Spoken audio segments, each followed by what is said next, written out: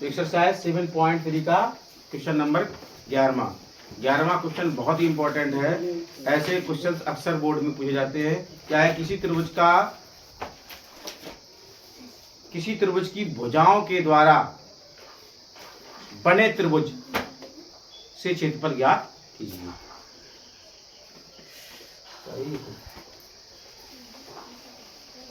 Question क्या है, किसी त्रिभुज की भुजाओं के मध्य बिंदुओं से बने त्रिभुज का क्षेत्रफल ज्ञात करो और इसका अनुपात पहले वाले त्रिभुज के क्षेत्रफल के अनुपात से ज्ञात करो। बहुत अच्छा क्वेश्चन है। निर्देशांक बोलिए। ए का मान कितना दिया है? 0,-1। बी का मान 2,1 और सी का मान 0,3। ये एक त्रिभुज है जिसके निर्देशांक दिए हैं ए बी सी। 2,1 है, 0,3 है और एक है 0,-1। अब इस त्रिभुज के भुजाओं के मध्य बिंदुओं से बने त्रिभुज का क्षेत्रफल ज्ञात करना है तथा इस त्रिभुज के क्षेत्रफल के साथ अनुपात ज्ञात करना है। तो सबसे पहले हम इस त्रिभुज का क्षेत्रफल ज्ञात कर लेते हैं। ठीक है, त्रिभुज ए बी सी का क्षेत्रफल। ए का मान 0,1, x1, y1, x2, y2, x3, y3।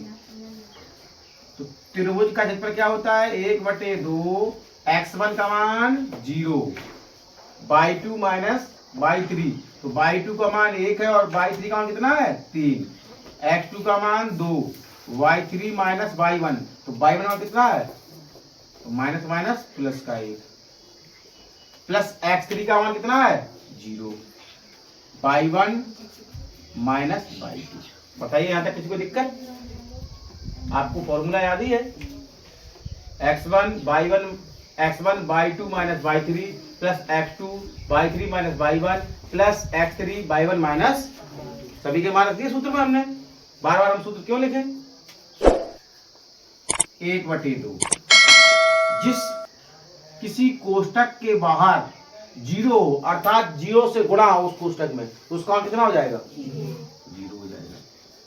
3 और 1 4 दूनी 8। यहां पर भी कितना हो जाएगा? 0। तो 1/2 और 8, तो चौको कितना आ गया? 4 मात्रक या 4 वर्ग इकाई। ठीक है, अब हम इसकी भुजाओं के मध्य बिंदुओं से बने त्रिभुज का क्षेत्रफल ज्ञात करेंगे। तो इसकी जो एसी भुजा है उसका मध्य बिंदु हमने मान लिया डी, बीसी का हमने मान लिया ई और एबी का मान लिया हमने एफ। इनको मिलाते हैं, ये बन गया त्रिभुज एक DEF।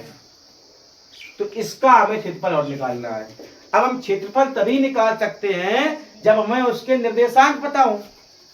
ना तो हमें डी का निर्देशांक पता है, ना हमें ई का और ना एफ का, लेकिन एक क्लू दिया है हमें कि त्रिभुज के भुजाओं के मध्य बिंदुओं से।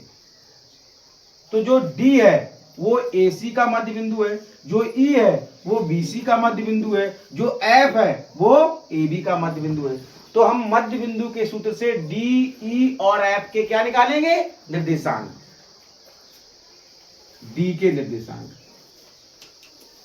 सवाल में थोड़ी बहुत हिंट जरूर दी जाती है। D के लिए इसको मानेंगे x1, इसको y1 और इसको x2, इसको, तो x बराबर क्या हो जाएगा? x1 धन x2। x1 का मान भी 0 और x2 का मान भी 0/2। y बराबर क्या हो जाएगा? y1 धन y2। y2 का मान माइनस में, तो माइनस लग गया। तो x बराबर 0 और y बराबर 3 में से 1 गई 2, 2 1 कम 2 तो 1, तो 0,1। डी के निर्देशांक आ गए 0,1। बताइए कोई दिक्कत? इसी प्रकार हम किसके निकालेंगे? ई के। आप लोग घर पे जब सवाल लगाएंगे तो उसको विस्तार में लगाएंगे। ठीक है, हम यहाँ डायरेक्ट निकाल दे रहे। देखो x1 का मान 0 और x2 का मान 2, y1 का मान 3 और y2 का मान 1, तो 2 धन 0/2, तो कितना आएगा? 1। 1 धन 3/2 तो कितना आएगा 2, क्योंकि 1 और 3 कितना हो जाएगा 4, और 4 का आधा 2। आप लोग घर पे पूरा विस्तार में लगाएंगे, ठीक है। इसी प्रकार से हम f के निर्देशांक निकालेंगे।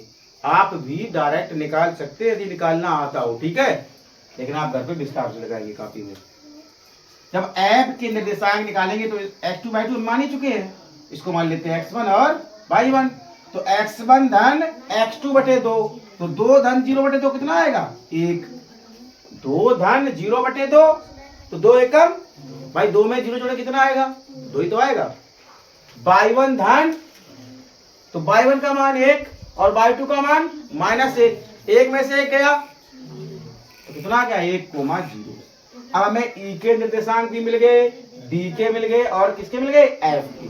तो हम त्रिभुज DEF का क्षेत्रफल x1 y1 x2 y2 x3 रखेंगे मान, ठीक है, इधर रख रहे 1/2।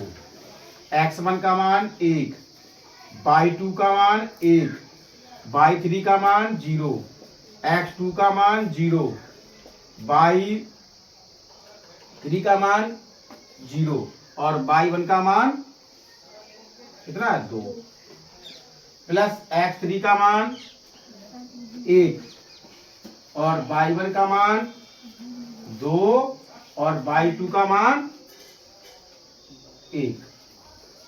एक बार फिर से चेक कर लो, 1/2, x1 का मान 1, यहाँ पे क्या होता है y2 माइनस y3, तो y2 का मान 1 और y3 का मान 0, प्लस x2 का मान कितना है 0, y3 माइनस y1, फिर y1 माइनस y2, यही तो है y1 और माइनस y2। यहाँ पर क्या होता है x3, तो x3 का मान कितना है 1।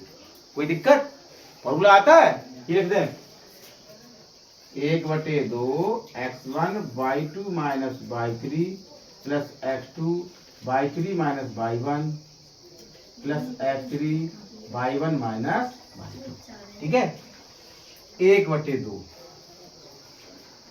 1 में से 0 गई 1, 1 एकम 1, ये तो पूरा 0 ही हो जाएगा।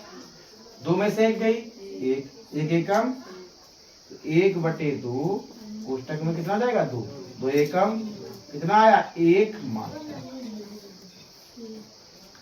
अब क्या पूछ रहा है अनुपात, तो त्रिभुज ABC का क्षेत्रफल, अनुपात का मतलब क्या होता है बटा, और त्रिभुज DEF का क्षेत्रफल। तो त्रिभुज ABC का क्षेत्रफल कितना है 4 और इसका कितना है 1, तो कितना अनुपात आया 4:1। बताइए एक्सरसाइज 7.3 का 14वां क्वेश्चन, जो कि इस प्रश्नावली का सबसे इंपॉर्टेंट क्वेश्चन है, ठीक है। ये बहुत अच्छा सवाल है, ये अक्सर प्रश्नावलियों में, ये अक्सर पेपरों में पूछा जाता है, ठीक है। और ये क्वेश्चन फर्स्ट ईयर में भी है, इंटर में भी है। तो देखिए, जो भी आपको निर्देशांक दिए हैं उन्हें हम मानेंगे x1 y1 x2 y2 x3 y3। सररेख होने की शर्त क्या है,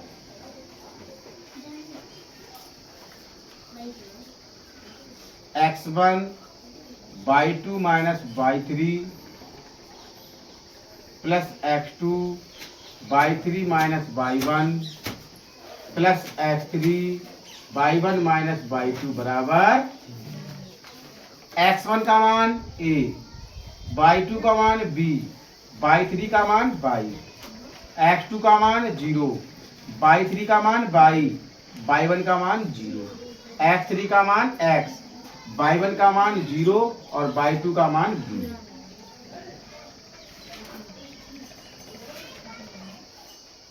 बराबर 0। बताइए यहाँ तक किसी को कोई दिक्कत, किसी भी छात्र को कोई दिक्कत है? हमने मानी तो रखी है अभी, A B Ekam A by एकम, ये तो पूरा 0 हो जाएगा। बी एक्स एकम प्लस माइनस माइनस बराबर 0। एक्स वाई वाले एक तरफ, बाकी सब एक तरफ, माइनस के ए वाई माइनस के बी एक्स, उधर जाएंगे माइनस के ए बी, माइनस चिन्ह कॉमन लेने पर ए वाई धन बी एक्स,